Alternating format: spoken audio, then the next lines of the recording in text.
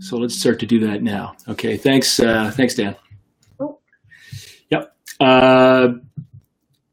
So where are we? Okay, yeah, back to here. So this is non-inspiring transaction box thinking. So what Simon Sinek says is that we need to communicate the other way. We need to start with why. Why are we doing this? And then we need to come out. Then we talk about how, and then we talk about what. It's a complete different way of doing it. Let me show you an example, again, from that same bookkeeper who's just taken this course and changes something. We believe that business ownership is the most powerful way of unlocking human potential. We believe that their success is directly related to the success of our community. That's the why. I'm gonna leave that there for a second and just let you read that to yourself.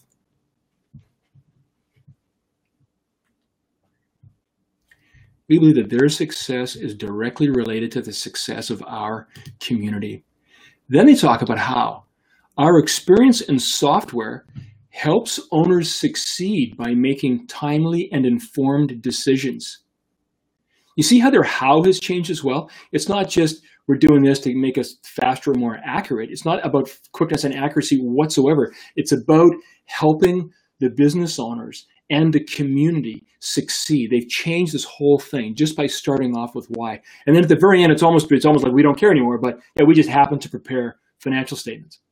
Like I want to deal with this bookkeeper, right? Because what they believe is that me as a small business owner, that I am the heart of my community's success, and that they want to help me be successful. They want to help my community. Well, I believe that as well. It's why I'm doing it. Absolutely, I want to deal with that bookkeeper and not necessarily a bookkeeper who just wants to get my statements done fast and accurate. Everyone, that's table stakes. Every bookkeeper should be able to do it quickly and accurately using modern software, right? So by starting with our passion and values, it helps us tell our story more authentically, and it clearly sets us apart from those customers who like what we believe, clearly sets us apart from those competitors, and helps us align with those customers who also like us, like what we believe. This is not transaction box thinking. You feel, again, you intuitively do this, don't you, Steph? I mean, I'll be honest with you. I happened, I don't know how, upon that TED talk from Simon ages ago, and it struck a major chord with me, and it was like the lighthouse in my business ship and voyage. And so I always came back to, and people call me crazy, people call me nuts before it was kind of big and out there, and before the book was out there. Then the book came out. But I even knew before that there was something that had to be fundamental, not to go off on another tangent, but even with what I do with coaching, because I'm a nutritionist as well and a bunch of other things. And I know that for somebody to commit to any kind of habit, there has to be some kind of skin in the game for them. They're not going to want to do it, and they're not going to want to make a change unless, even changing from one brand to another. If I make ice cream and you make ice cream, who's going to say that, they buy your ice cream all the time? Why are they going to want to come buy mine? Yep. So once I finally really got onto that whole, the circle and the golden circle, it was a ton of bricks. And I'll tell you, every single day that I was doing things, and you heard those hard days, and you heard the very hard days, I kept going back to, what is my why? What is my why? Why am I doing this? Good. And then what, and all that other kind of stuff. And then when I would speak to people and speak to customers, the why would come out first. And of course, they were on my team. Yeah, beautiful. Let me keep going. Awesome. Yep. All right. So Simon Sinek gives us a clue, right? We need to lift our chins. We need to, out of the muck, out of the engine room, right? Lift our chins. We need to think more expansively. We need to think more aspirationally, because it is felt. When we do that, it starts to get felt. It starts to lead us, starts to guide us, and it starts to help other people find us. It helps to align not only our own thinking and our own products and everything else, the services that we offer, but it also helps to align us with those people that love what we do, and that's what we want to do. So now let's talk about how to escape the transaction box. So let's back to the transaction box. Let's go, leave that slide there for a sec. So we're thinking about our customer, our customer is thinking about their customer, and of course we know that leads to bad places. How do we solve this? Well, the solution is absolutely simple, and that is that we need to think about what our customers are thinking about. We need to think about our customer's customer. We need to think about our customer's aspiration. We as a bookkeeper don't need to think about what our customer asks for, which is simply financial statements or get the books done or keep this mess off my desk. We don't just want to provide, ice cream or something like that. We want to provide something that goes beyond that. Why do you want your financial statements? Well, I need them in order to make profound decisions about the business and where it's going to be going. I need to buy a new truck. I need to, I want to expand. Can I expand into that part of the town? Can I acquire? Right? These are the questions that we need to be asking our customer or our client. And once we do that, what's happening now is that we're on the same page. We're actually sitting beside our customer or our client. We're both looking at the problem or opportunity that's in front of them. And this changes the nature of the conversation whatsoever. Look around, there's no competition, right? Our competition aren't doing this. Despite all the good stuff that's out there that tells people to do this, no one's doing it, right? Not a lot of people are doing this, right? So this then leads to, I showed you 6 bad things, right, about the transaction box. Let's talk about 6 good things out of a list of 10. So we'll create win-win discussions. If we're talking to our customer about things that makes them win or helps them out or really solves the fundamental issue or helps them achieve their fundamental aspiration, then it's win-win. It has to be, because they're going to turn around and they're going to pay us appropriately for helping them achieve their goal, not just for giving them the widget. We're going to give them the widget, and we're going to show them how to install it, where it goes, and how to tune up that widget so that it increases their performance of their motor, and assuming that the motor is their company, right? So win-win discussions. Longer term thinking. We're not just talking in the moment about this one sale transaction. We are talking about 6 months from now, a year from now, 3 years from now. We're talking about their aspiration, which is 5 to 10 years, right? They may want to retire. How do I sell my company? How do I build? There's a bunch of things. Anyway, this immediately takes us from that short-term, one-day thinking into much longer term thinking. Reduced price pressure. Listen, there's no competition. Therefore, the price pressure drops, and it drops for a couple of reasons. First of all, there's no competition around us, and so we don't have that kind of got to match and meet everyone else's prices. But also, if we're helping our customer, our client achieve their aspiration, it likely means that they're seeing way greater value. And again, we're going to talk about this in a pricing session. We're going to talk a lot about this in pricing, right? But it helps to reduce that price pressure just by thinking aspirationally and thinking about our customer's aspiration. Expanded offerings. If we've got more room in our price, it allows us to develop our products, our client, our customer in the conversation. We talked about circular conversations on Tuesday. This might help us to create expanded offerings, different offerings, variable offerings. We earn customer trust and loyalty. You can see this, and again, greater differentiation between us and our competitors. So even if there were competitors at the table, by the very act of doing what we're doing, we're increasing the difference between us and our competitors, in particular in the eyes of our in the eyes of our customer, in the eyes of our client. Whew. Okay, so it's 17:43. It's 43 minutes past the hour. And what I want to do now is walk towards how to build your aspirational statement. So the transaction box says not to simply respond to what customers ask for, but to look at their dreams and aspirations. Simon Sinek's golden circles say that we need to deeply understand our fundamental motivations and aspirations. And then the slide from a few slides ago says that when they overlap, when what we aspire to, what we do, what we love, what we're good at, overlaps with what our clients want, that means they're going to value us more. That's the heart of a successful company. Now, this doesn't mean that we can have every one of our clients love us in that way and embrace us in this way. But if you think about your own practice, think about your own company. You've got a range of customers, and even those of you who maybe don't know whether your customers love you or hate you, you know one particular customer. I know you can imagine one particular customer that you really love. The person who drops by, or you love talking to them, and they share the same passion about something about you. You do work for them. You send them an invoice. They pay their invoice right away. That's a fantastic customer. It's a fantastic client, right? And then all of you have a client that's on the other end of the spectrum, which is someone who you probably spend more time trying to satisfy this person and never are able to get them to fully nudge the needle, right? You send them an invoice, they grind you on the price, they grind you on the invoice, they pay you late. Like, really? So we know that. Now, we can't make everyone over here, but we can move people in a particular direction. And that's what this is all about. So we talked about question number 4, do we have a well-defined focus for the next 3 to 12 months? This isn't that. What this is, though, this aspiration is taking a look out 5 years or 10 years and trying to get a sense of direction. That's the direction in which I'm going to go.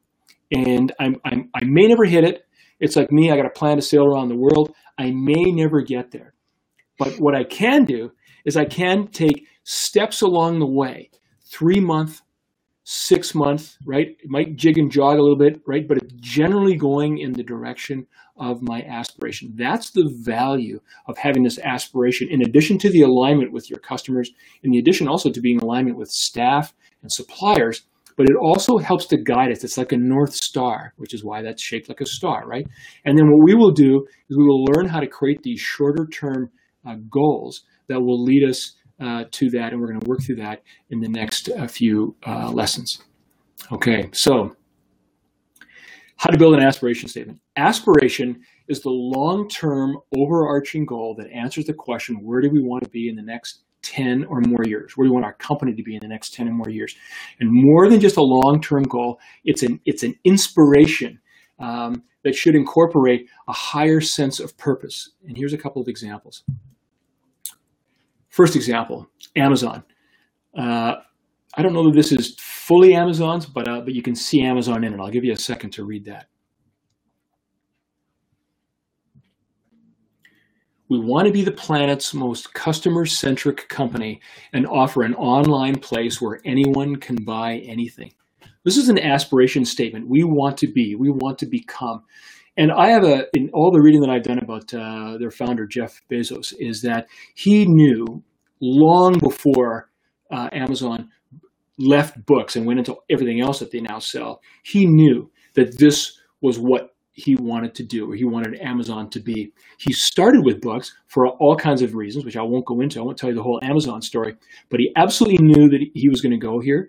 And in fact, Amazon, if you remember, if you've been following the story of Amazon, Amazon lost money for years, for over a decade before they became profitable. But Bezos had this overarching sense of who Amazon was, where it wanted to go, and what it wanted to achieve, that got those investors and those shareholders who believed what he believed to come on board and then stuck with him. The impatient people, the people who just wanted to come in and score, buy a stock and sell it a day or a week or a year later, those people were quickly gone, right?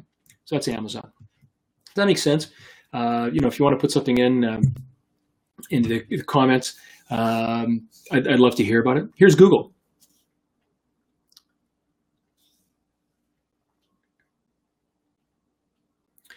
We want to organize all the world's information and make it universally accessible and useful so that anyone needing to know anything can find it by visiting us online. Now, this is what do they call it? A huge, I can't remember what the name is, big, hairy goal or something like that. At any rate, a huge aspiration.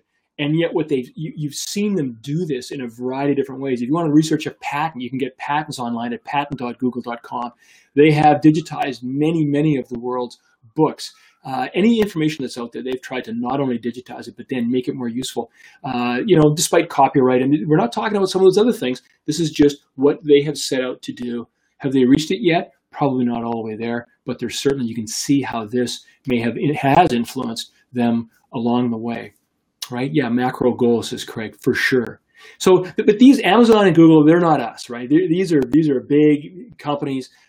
with big, lofty ambitions, and we're not there. So let's get back to our bookkeeper. And let's see if the bookkeeper might say this. We want to become our community's most respected and most trusted source of business-related advice. So I don't just want to become a bookkeeper and hang up my shingle and say, I'm here to do bookkeeping. And I can do it as fast as anybody else and as accurate as anybody else, right? They know their place in the community, and they want to communicate that place to the community, and then they want to think about that, keep that uppermost in their minds, so that as they make decisions over the course of the next 6 months, and year, 2 years, and 5 years, and 10 years, that they will become their community's most respected and most trusted source of business-related advice. And look at where it's leading them to. It's not just this business-related advice. This is far beyond what a traditional bookkeeper, what you think about a traditional bookkeeper might want to do. But all of us can do this. All of us, no matter what we're doing, should be able to sit down and look at what we're doing, but then try to figure out what the ultimate why is. Why on earth are we doing this? And align that with who we are as individuals, put that at the heart of our company, and then go and find those particular companies and clients that match what we're doing. Okay, so that's your task. That's your goal for the next till Tuesday. It's a very, very simple piece of homework, and that is to just finish off this sentence. We want to become. You can create 2 or 3 sentences. I'll send you a link to this that will help you complete it. We want to become what over the course of the next 5 years to 10 years? Steph, what do you think of all this? Well, I think it's fantastic. I mean, it touches on what I said before. On Tuesday, was talking about just on a what I use for mentoring is I use mission and value, and it's exactly the same thing. Your why, your aspiration. I always personally compared it to, I remember going through this. Actually, I'll show it to you right now. I have it always right in front of me. I participated in the Simon Sinek workshop, and they gave me a coin with that golden circle on it. Oh, good. Oh, awesome. So it's something that, and you can actually, everybody, if you really want to, I think you can reach out to them, and it's like a flimsy piece of tin or aluminum, but I carry it with me, and it's something that it reminds me of my why in those tough hours. But I think for me, I was able to create that aspiration statement, and I did it in a way that I said to myself, what is going to be so strong in me to be able to repeat to myself that will help me be that guiding light through every single valley and mountain and mountaintop and hurdle and everything. And so when I would go back to my why statement or my aspiration statement or my mission or my value, mine is slightly different than the company's. I'm building, as you know, I'm building a personal brand as well as the ice cream company. Right. But it was really interesting because they're very much the same, and it's really great. It's all got to be in alignment, right? I mean, our personal goals and aspirations, right? Yeah.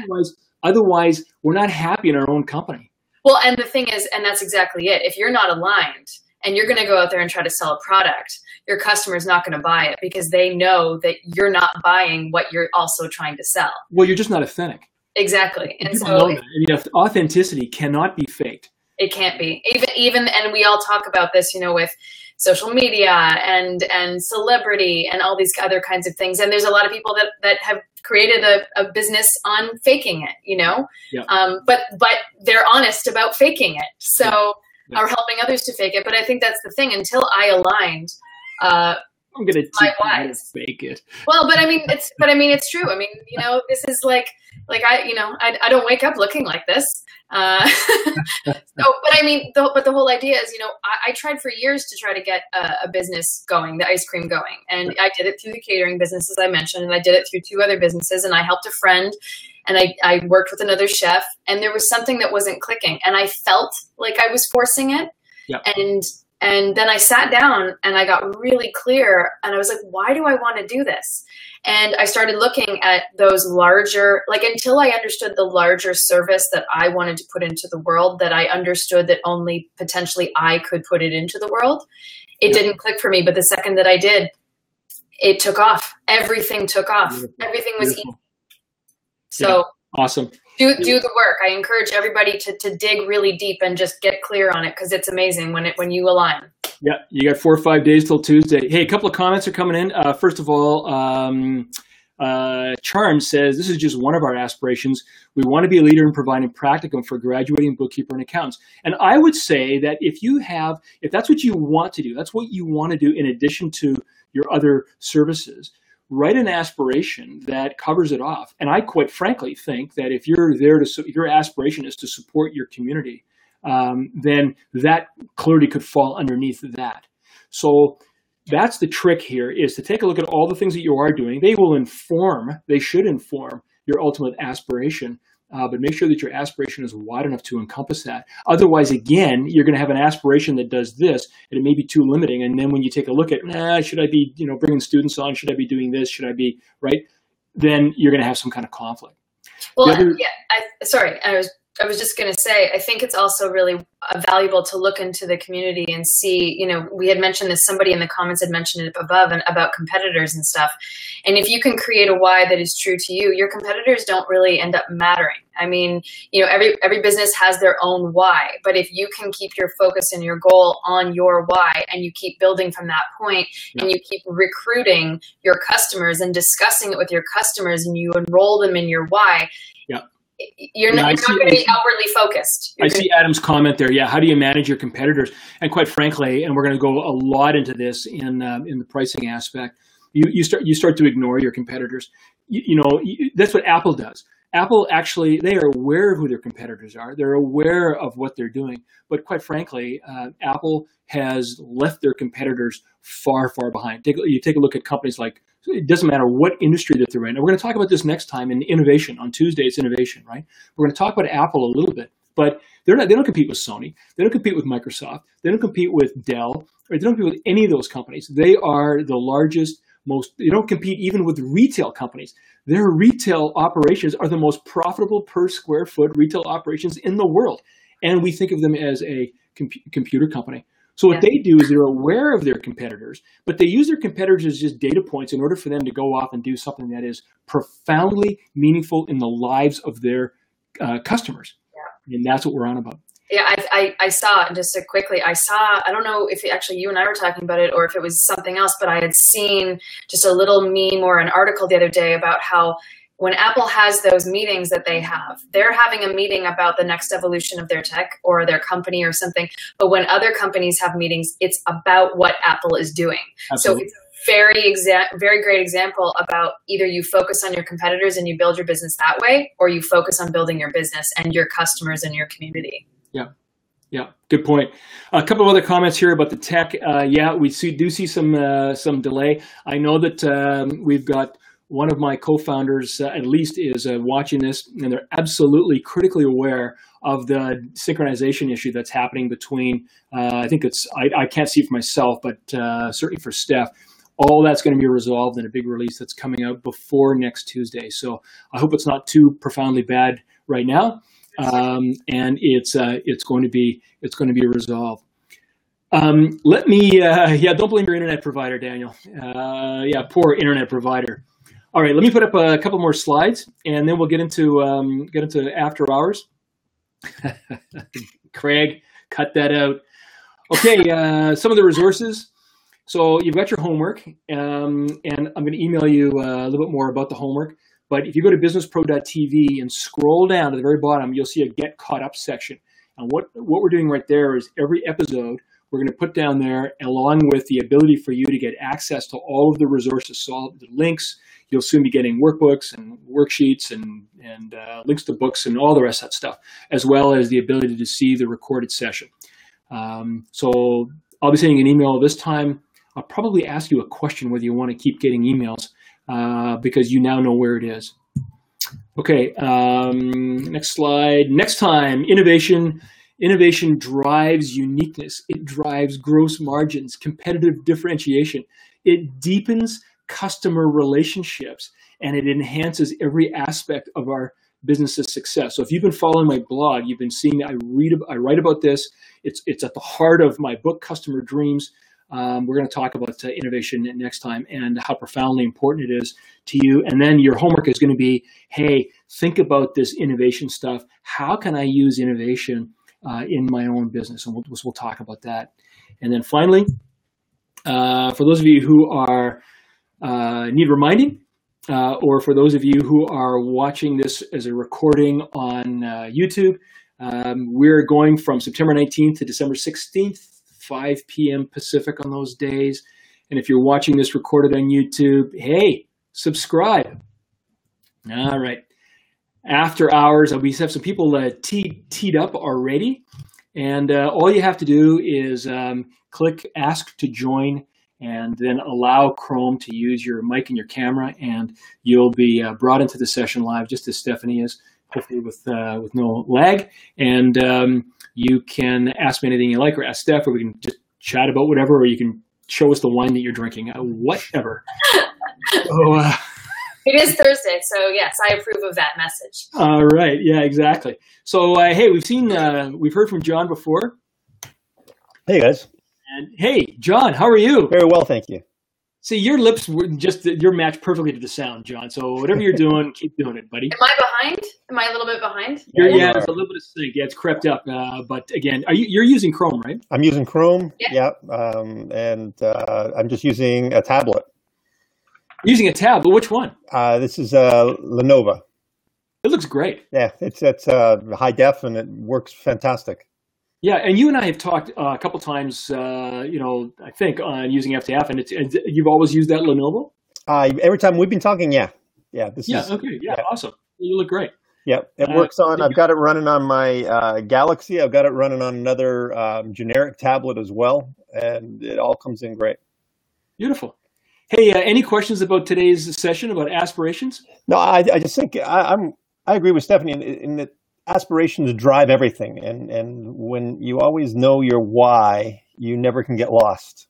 You never can get confused, and it takes so much other stuff off the table that gets us distracted, and it makes your path so much clearer. And when you're clear, you do the right things. You make the right decisions. Yeah, it's a perfect way to say it. Yeah. Yeah, I remember the slide from last time. I put the rabbit in there with a watch. Mm-hmm. Someone had said, "Hey, I can't remember how the quote was. I'll have to find that again." But they basically said, "I want to have a clear perspective of where I'm going, so that I can then evaluate all the opportunities that show up in my day against, where I'm going." And so they're either going to be, taking me off course or not. And absolutely right. That's exactly where this is going. Awesome. I mean, I even do that, to be completely honest. I do that with my day personally, just as an entrepreneur outside of business. I have things for the business, and then I also have for me, what do I want to accomplish today? They always say pick 3 things because that's reasonable. But I also say, what do I want today, my focus today to be? But I always have an underlying why for even that, because it helps. We're bombarded with so much information, and it helps to just focus, and you go back to that, and then all these web pages and social media stuff that pops up doesn't matter, right? Absolutely. It's not part of the why. It's part of intentionality in everything that you do. And if you're intentional about it, you're going to get where you need to go. When you're unintentional, you may end up where they want you to go. Exactly. Yep. Yeah. Well, just for those of you who are still watching and you're hearing this, let me just ask you a question, and if you wouldn't mind putting in a chat. I mean, does this make sense? Does this make this long range stuff, this kind of soft squeezy stuff, does it make sense? Is it helpful? What you'll see in the next couple of days is, we're going to actually we're going to hold that North Star out there, and we'll figure out how to create those intermediate green dots in order to get there. But yeah, totally makes sense. Yeah, good. All right. Well, I'm glad it does. Anyone think it doesn't make sense? What a bunch of phooey. I'm going to bring in Brenda. Brenda might think it's a bunch of phooey. Yeah, she hasn't gone moose hunting yet. Hey there. Absolutely. Okay. So Claudine, Sophie, they all agree. Darlene agrees. Brenda, when are you going moose hunting? We're leaving the 27th of September. Oh, okay. So you still got a couple of days yet. Yeah. Okay, good. Although next week I'm heading up to Inuvik. Oh yeah, wow. Okay. Wow. So anyone who doesn't know, that's way far north. That's way far north, isn't it? Yeah. What's in Inuvik? I have another hat. I work in tourism, so I'm doing a workshop up there. Okay, good. Hey, you and I talked, and we haven't talked since, but I just wanted to, now that I've got you on camera in front of people worldwide. Oh my goodness. So are you going to give us some of your hand warmers, fur hand warmers, at least one that we can give away as a free door prize to somebody? Free door prize. Sure. I'll give you a couple. Okay, awesome. So what we'll do then is I'll figure out some kind of way of letting people have a random way of drawing it, and we'll give away those. That'd be awesome. You're very generous, Brenda, and thank you. Well, thank you. No, I'd be happy for people to have them. As a new to market product, it's really important for people to have the opportunity to try them. Yeah. Well, and I hope Barrington doesn't get them, because remember he was in Tuesdays and down in St. Lucia, and it was like 35 degrees Celsius, which is like 1,000,000 degrees. I don't even know what that is in Fahrenheit, but it's a lot. And he doesn't need hand warmers, does he? No. Yeah. No. So, hey, Brenda, did you have any questions or comments about today's thoughts on aspiration? Not particularly. I do see the importance of it, and it was an exercise that I did really early on as well. Oh, good. I think it is an intuitive thing when we're, going to put this much effort into anything. We want to know why we're doing it. So yeah. I think people probably have put some thought to that, but to actually spend the time to have a succinct message, I think is important. Yeah. And so I see someone in the comments saying, Daniel K saying, hell of a job to distill it down to 3 sentences. Hell of a job to distill it down to 1 sentence. And yet that's the trick, right? We've got so much stuff in our head. We really do want to go out there and service a whole bunch of communities. But that is actually, that's anathema. That really doesn't serve us well. We need to figure out our community, and we need to service them really, really, really well. And when we do that, that community will learn who we are, and they will come back to us time and time again, and the word will spread in a different way. So, cool. I think too. I think it's like one of those things where you can get super specific with it if you want, if that's the kind of mindset that you want. But when we're really talking about this, we're talking about fundamental values. I mean, blow it out and talk about big umbrella concepts if you want, if that works better for you. And for me, when I started to focus on things that were so specific to it, I'm an ice cream company. It was difficult because it wasn't just my ice cream is better than your ice cream. I mean, that's kind of what I kept coming up with, and how to be able to talk about that. And Alex, I'm always shooting for beyond the heavens with things that I do. So, I had to sit, and I was put through several exercises, especially when I went to did the Simon Sinek workshop, and they sat me down in the way that they worked through it. They said, what are some common themes in your life? What are some common things in your life that have been the most impactful? What was your behavior in those? What are the things that you tend to be drawn toward? What are the big passions that you have? Is there a common theme? What is the thing that you're constantly striving for in terms of service that you put into the world? And through all that distillation, it really came down to, for me, and I just impart this because maybe it'll help somebody else. It was, I just want to help people. And how I do that is I want to produce a better pint for your palate and a better pint for the planet. I want to be the leading vegan dairy company and collective in Canada with a worldwide presence, offering a product that is universally accessible, edible, and that appeals to everyone. But that all came from all the trial and error. Yeah, I'm thinking about it. Everything. Yeah. So I totally agree with you, Daniel, that it is a hell of a job to distill it down into. It is. It's personal work. Yeah. But once you do that, it helps to make everything else start to flow more easily, and all the decisions that we make going forward in every aspect of the rest of our time together will be held up against that particular light. So it's a good thing to do. And even if you don't get it perfect, the thinking is going to help you. Okay, listen, anyone else have anything to say? Or it's 9 past the hour. Going once? Going twice? All right. Listen, Going to bed. thank you, everyone. I'm going to put up this slide here, and so thank you, Brendan. Thank you, John. Thank you, Stephanie. Thanks everyone who's showing up. And again, just a reminder that we are on again on next Tuesday, which is the 26th of September, I think, at 5 o'clock Pacific. And I'd be delighted to see you then. Thank you.